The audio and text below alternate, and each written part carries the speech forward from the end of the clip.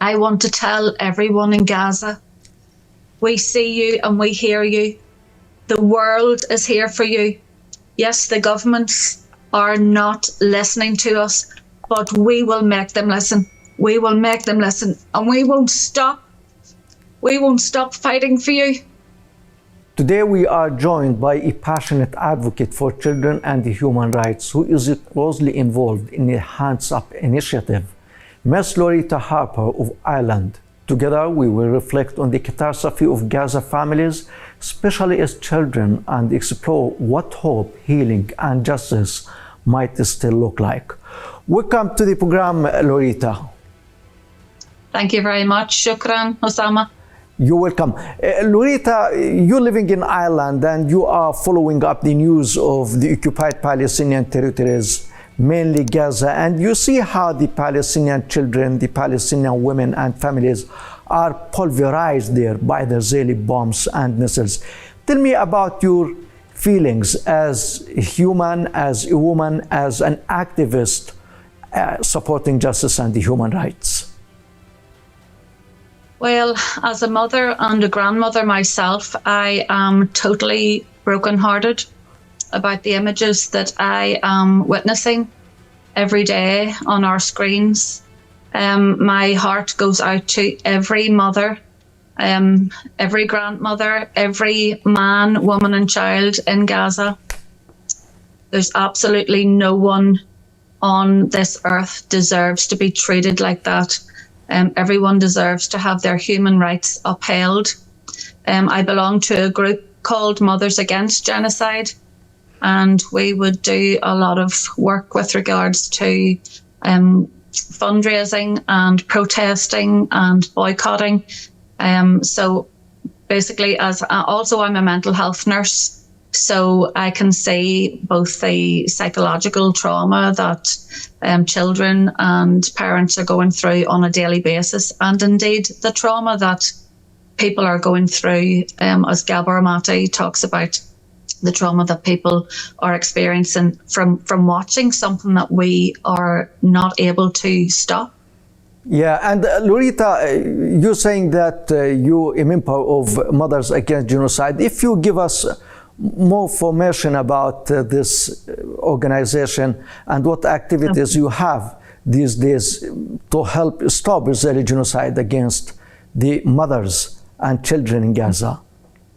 Yeah, this was a group that was set up by some mothers in Belfast, and basically they're just like myself. They saw what was happening every day and just couldn't believe that, you know, the world was not trying to put a stop to this. So the group itself has members who lobby politicians.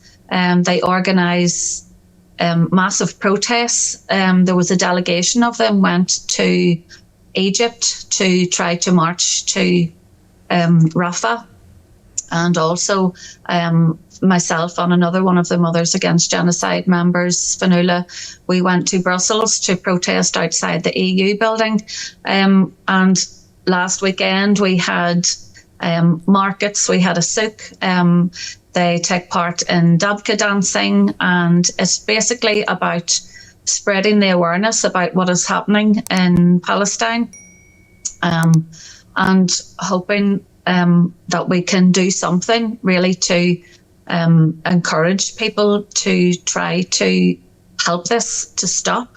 Yeah, and Loretta, as far as I know, that you were involved in the project or the initiative of Hands Up, which means that you have a lot of contacts with the Palestinian pupils, the Palestinian children, and you agree with me that the Palestinian children were all the time dreaming of education, universities, careers, becoming engineers and doctors. But we see how they are searching for bread, for a flour, and they don't find it today. So their dream evaporated. How do you react to such change in the life of the children, especially those that you dealt with? Well, yes, I'm in contact on a weekly basis with the girls who stayed with us. One in particular, Rahaf, who had told me about her dreams of becoming a doctor. At the minute, she is just basically living from minute to minute, trying to survive this absolute Holocaust. If you don't mind, I would love to read out a message that she had sent me when she knew that I was involved with Palestine TV. She'd sent me this message this morning to say she wants to get her word out. My name is Rahaf and I'm 18 years old. I'm not just a member. I'm not just a number, sorry. I'm a voice crying out from the abyss of Gaza. Every breath here is a testament to our suffering. We are not just dying, we are being systematically extinguished. We witness the kaleidoscope of agony with every ticking second. We are starved into submission. Our basic human rights annihilated. Our bodies are not just frail, they are skeletons draped in skin, ravaged by an enforced famine that devours us daily. Imagine a life where a loaf of bread is a distant dream, a luxurious fantasy. We have no clean water, no medicine, and no escape from the merchants of misery who exploit our desperation. They say we are alive, but what is this life? We are dying 1,000 deaths while still breathing. We are stripped of our education, our futures, our very essence. This isn't war. It's a slow, brutal execution of an entire generation without a single crime committed. Hear us. See us. Gaza is not just bleeding, it is hemorrhaging its very soul. We are not just perishing, we are being erased, while the world watches silent. Will you remain silent while we fade into oblivion? And as a mental health nurse, also, I've been trying to support the girls emotionally. Rahaf had sent me a message a few weeks ago about her own mental health. She says, I am truly fighting every day to keep my dreams from shattering, to remain kind to everyone. I try to avoid the reality that life is truly miserable. I struggle with my fears for the future and of the unknown. I wake up every day with no desire to leave bed. I resist all the thoughts that lead me to disappear from people.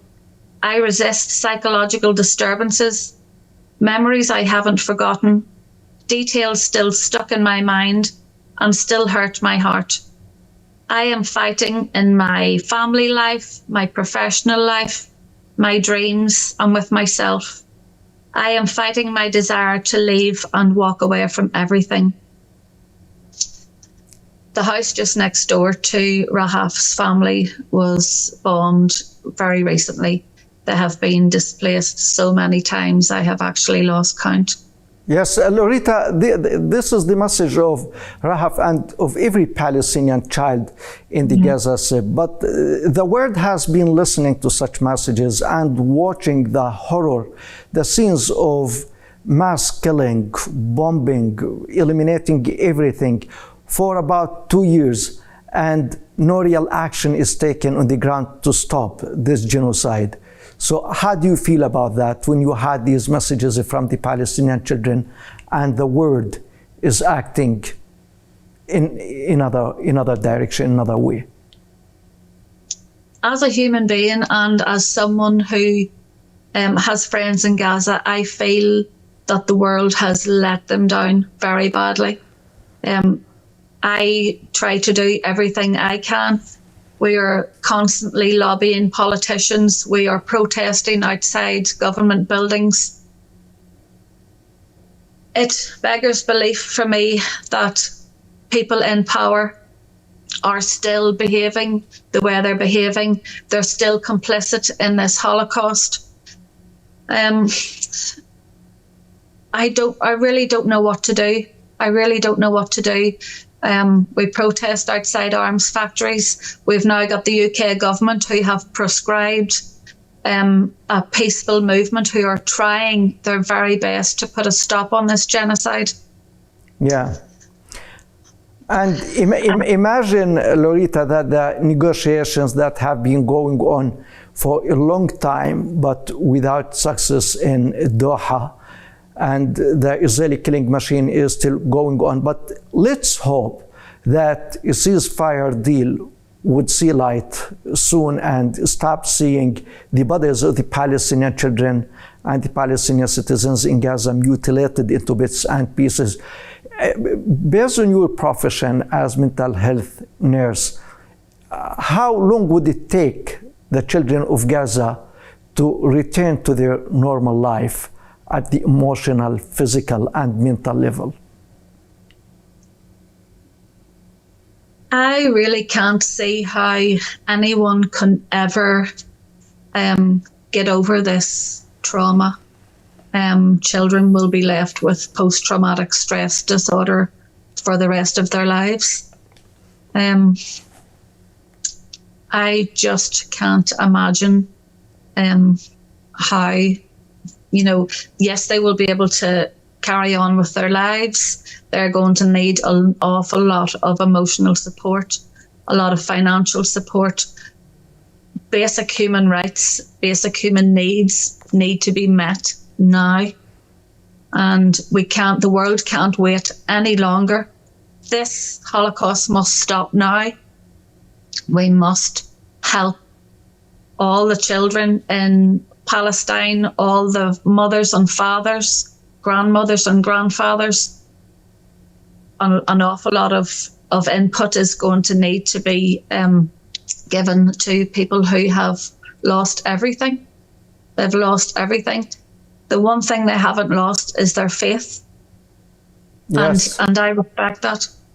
Yeah, and my final question to you, Loretta, it's really not a question really, but what message, as a member of Mothers Against Genocide, what message you tell the Gaza mothers who are looking for a loaf of bread and a cup of water for their children now, and they don't find that, they don't have formula for their babies, and their families are, and they themselves are dying of hunger imposed on them by the Israeli occupation and by the silence of the international community and the international governments who turned their back on Israeli siege on these innocent, defenseless Palestinian citizens in Gaza.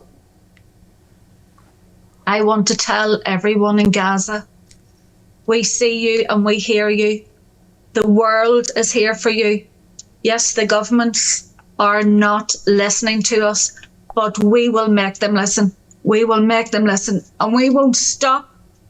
We won't stop fighting for you. Loretta, it has been a great honor having you on our program. Thank you very much for everything you said. Thank you for your sympathy and emotions. Thank you. Shukran. Shukran. Thank you.